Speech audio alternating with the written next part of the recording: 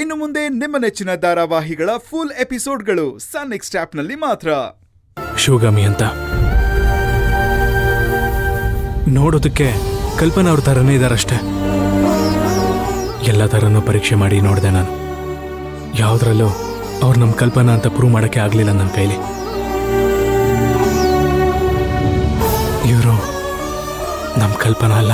ಮತ್ತೆ ಚಿಕ್ಕಿ ಎಲ್ಲಿ ಪಪ್ಪ?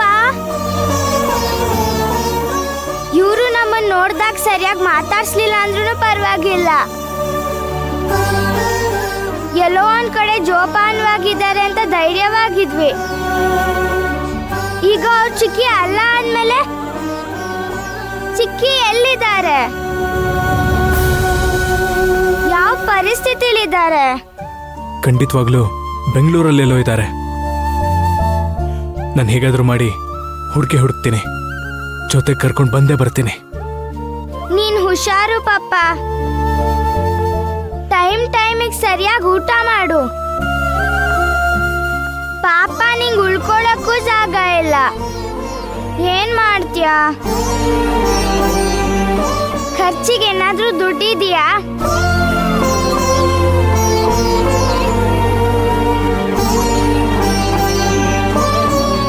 ನೀನ್ ಮಾತಾಡೋದು ನೋಡಿದ್ರೆ ತುಂಬಾ ಖುಷಿ ಆಗುತ್ತೆ ಕಂದ. ಇಷ್ಟು ಚಿಕ್ಕ ವಯಸ್ಸಿಗೆ ಇಷ್ಟೆಲ್ಲ ಕನ್ಸನ್ ತೋರಿಸ್ತೀಯ. ಅದೆಲ್ಲ ನನಗೆ ಗೊತ್ತಿಲ್ಲ ಪಾಪ. ಆದಷ್ಟು ಬೇಗ ಚಿಕ್ಕಿನ ಕರ್ಕೊ ಬರ್ಬೇಕು.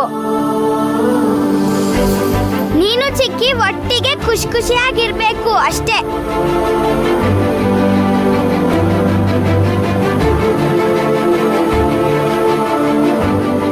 ಆದಷ್ಟು ಬೇಗ ಅವ್ರನ್ನ ನಾನು ಕಂಡುಹಿಡಿತೀನಿ. ಮನೇಲೆಲ್ಲರೂ ಹೇಗಿದ್ದಾರೆ? ನಗು ಶಬ್ದ ಕೇಳಿ ತುಂಬಾ ದಿವಸನೇ ಆಗೋಯ್ತು ಪಾಪ.